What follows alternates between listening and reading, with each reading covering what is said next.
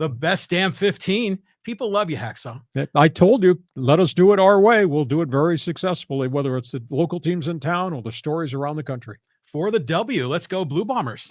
Canadian Football League fan. Winnipeg Blue Bombers play the Toronto Argonauts in the Canadian Football League Grey Cup. That's their championship. That's their Super Bowl. It's going to be in Saskatchewan. You know how cold it is in Saskatchewan right now?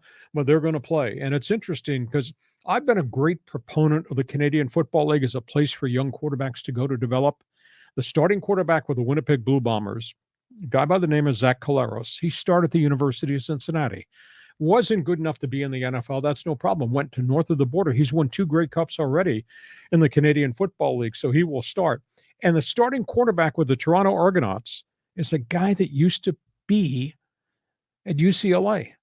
And it's absolutely amazing that he has made himself into a CFL star quarterback. So we got an unheralded quarterback that walked on the CFL after getting cut by multiple NFL teams, who's evolved. And you got Collaros, who came across the border from the University of Cincinnati. He has been a star.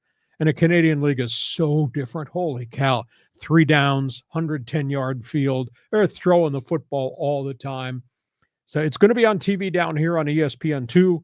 So you want to see the Canadian Football League on Sunday. It's really a different taste. I mean, how many, we know about Warren Moon. He went in the Canadian League, came to the NFL. So did Doug Flutie. Okay.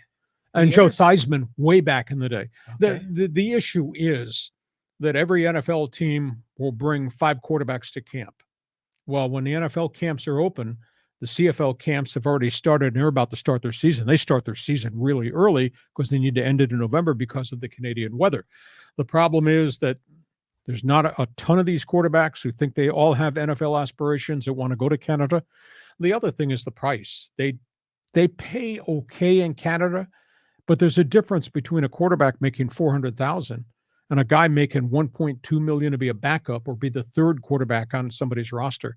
So it's been tough for them to go get marquee names.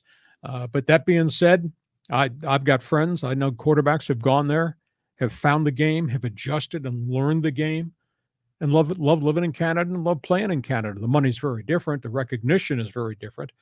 But you're playing pro football and you're making money. And I'll tell you what, Zach Collaros would probably rather be with the Winnipeg Blue Bombers for this game against the Toronto Argonauts than be in somebody's developmental squad with a chance you could get cut tomorrow and not have a job at all. Wow.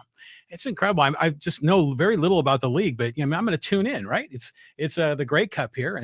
And here you go. You got from Winnipeg Sports Talk there supporting you, Hacksaw. Well, I do stuff every week with my friend Andrew Patterson and their podcast on Winnipeg Sports Talk. So, yeah, looking forward to it. I hope the Blue Bombers do well. Okay, here's another comment from Angie Neal. Any update on the potential sale of the Commanders? It's still there, still ongoing. I still believe that even though there'll be a change in Congress, I still believe that the data is the data, and I think that Daniel Snyder will be forced out. But I don't think the sale is going to happen a week from Monday. I think it's going to be a long, drawn-out process. But I think Snyder will be removed, or whether or not he's going to be convicted of anything or charged with anything remains to be seen. But my whole theory is you don't screw around the government. You don't screw around with the IRS. And he may have, at least that's what the allegations are. It's amazing how many of Hacksaw's headlines are about all this police blotter, people getting in trouble with the law. I mean, it's unbelievable. Somebody's got to cover it. We'll talk about it. Yeah, there you go. So here's another one from William Chris Stevens. Hey, man, appreciate you. You the best. Go Chargers. Yeah, hope so. I root for the Chargers quarterback to go 17-0. I root for Dean Spanos to go 0-17. And I feel really bad. I know Tom Telesco, the general manager, very well. I know the coaches up there. I feel really bad for Brandon Staley because, like I said, on paper, really good team. But now all the names on paper on injured reserve, hell, they might have a better offensive line and a defensive line on IR than they have on the field right now. And that's really tough. Yeah. Well, who we got here? From Brett Shepard, Canada is the best country. Okay. And he goes, go on and ask, do you think the new owners will change the Commander's name? No. I don't think there'll be nothing done there in marketing. And I don't think they're going to change the coach because I think Ron Rivera's got those guys playing really hard, but they need to get healthy and then they need to solve the quarterback thing. I think that's a big storyline that you have to talk about is whether Carson Wentz is really the right quarterback. And if it's not him, can you survive with a journeyman like Taylor Heineke? But that's another topic for another day. Hey, we got some comments from the YouTube channel. Fire away. Okay, so people like to respond on YouTube with the clips that we post. And here's one reaction from this is in regards to the Chargers and all their injuries. Michael S. says Chargers have consistent problems keeping players healthy for decades. With that said, they're doing decent. Been a fan since '83 when we moved there. I've been through a lot of bad years, but looks like another year or two before we could go into the postseason and become a major threat. Like I said, I thought based on everything they did in the offseason that they would be a pretty good football team. And Michael, it's not happened. And it's not, it's got nothing to do with Tom Telesco, the GM. I think it's got less to do with Brandon Staley. It's just to do with the fact they can't keep their players on the field. And, give credit to Justin Herbert, John. He fought through all the adversity with the rib cartilage damage. And granted, maybe he played at 50% efficiency, but he hung in there and he did not get further injured. And he's kind of roared back, but they have so many injuries. And I just don't know over the final half of the season how they're going to hold up. I mean, they got two rookies, raw rookies, first-year guys playing at left tackle and right tackle. That's really hard in the National Football League. And Herbert's been able to avoid the rush, not take a ton of sacks, not expose himself to getting blown up. He just doesn't have a lot of guys around him. So Sunday night, if Keenan Allen can stay on the field and Mike Williams can stay on the field, and the fact that Kansas City's a little bit dinged up now at the wide receiver core, they've had 3 receivers who've missed workouts this week. Maybe the Chargers have a chance to stay in the game, but Kansas City's so diverse. I mean, there's a reason they're averaging 423 yards per game on offense, because they're that dangerous and that explosive, and they got Patrick Mahomes. Wow. It's interesting, too. The Chargers, 2 nationally televised games in a row, right? So it's just, you just kind of wish that they could get their act together and make it a competitive race. But we got a couple more comments here from the YouTube channel. This is in regards to the Astros comments. We talked about Bob Crane, the owner, and the whole cheating scandal. And this is from Minerva Garza. She says, I don't think the Astros will ever care from now on what anyone thinks. All they care about is beating the teams you like. The Astros fans can live with MLB hating the Astros as long as they keep winning. And that's just what they've been doing since 2017, winning a lot. I can promise everyone, like these men here, the Astros and the fans just don't care. Hate them, take the hate with you to the grave and be buried in it. The Astros will not stop trying to win to make you feel better. They're just not. Well, when we talked about this a couple of weeks ago, when I think of Astro baseball, the first thing that flashes to me, cheats.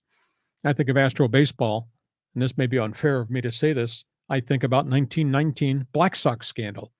I think what has permeated this whole situation is that owner, Jim Crane, refuses to stop talking. And think about this. They just won the World Series 10 days ago.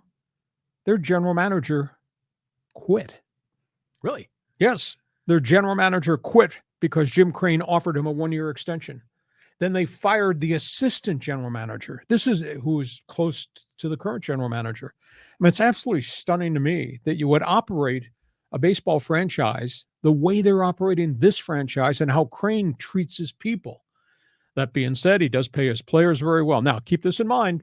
Justin Verlander is a free agent. If Crane does not take care of Justin Verlander, you're going to tolerate an owner who lets a Cy Young Award winner go away? You're going to allow this owner to have fired the general manager who wanted more than a 1-year contract after what he had just done in the rebuild? So a lot of this junk that's still swirling around the dislike of the Houston Astros comes because of Jim Crane.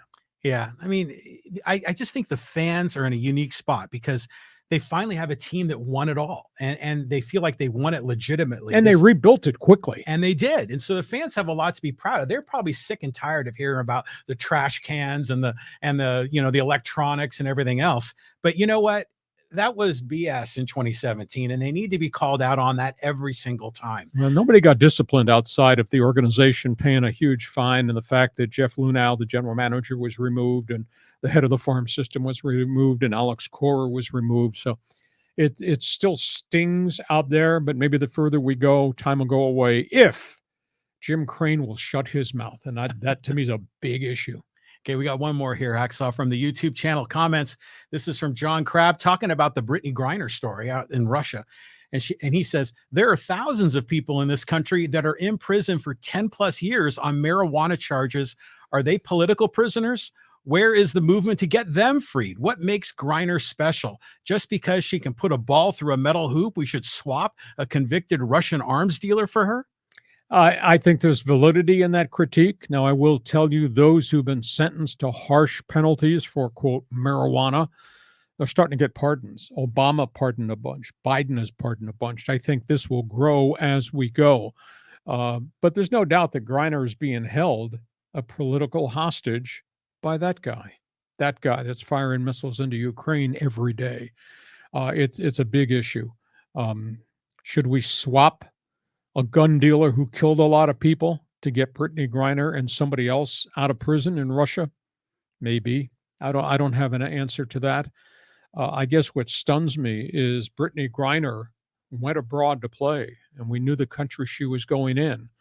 How come her and her people did not know what the laws were about marijuana, vapes, etc.? She had to be made aware. Her people had to make her aware of the danger of traveling to that country. Did not happen. She got caught. Was an accident that stuff was in there? Maybe. But I'll tell you, the Russian authorities, they looked at, quote, the medical waiver her doctor gave her. That doesn't count for anything in Moscow. Maybe here in California, in Iowa, in Houston, maybe that medical waiver is legal, not abroad. So how come her people did not guide her to make better decisions? Or was it just an absolute bloody accident that the cartridges were in her bags? It's tough. I mean, that's a person who's making $1 million a year is now working in a penal colony, knitting uniforms for Soviet soldiers who are fighting and killing people in Ukraine. My God, how hard would that be emotionally? So we'll see if things change. I just get the sense, and all my family members are in the military. I just get the sense that we're going to wake up one morning and something will have happened in Russia, because the report is that there are over 100,000 deaths and casualties of Russian soldiers in the 9 months since this whole thing in Ukraine started.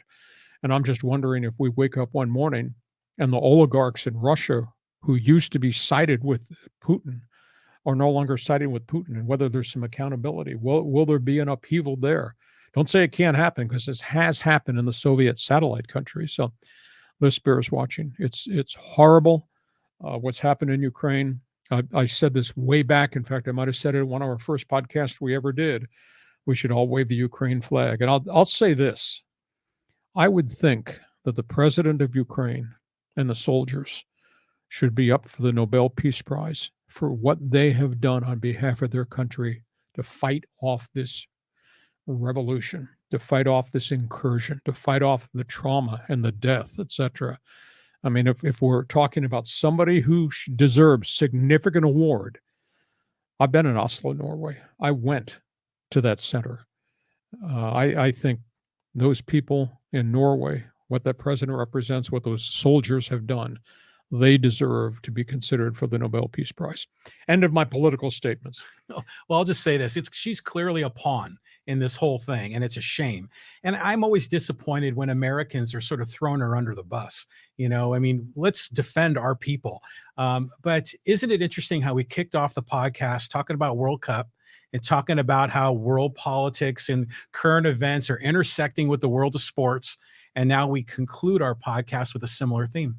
Yeah, very much so. Sports is important, but politics always finds a way to seep in to the world of sports. Hey, listen, hope you've enjoyed our Thursday broadcast. We are here. We do a podcast every Thursday. Then occasionally we do special podcasts on Monday. Also, subscribe to what we're doing, because then you'll get alerts during the course of the week when we make some special information available on each of our podcasts.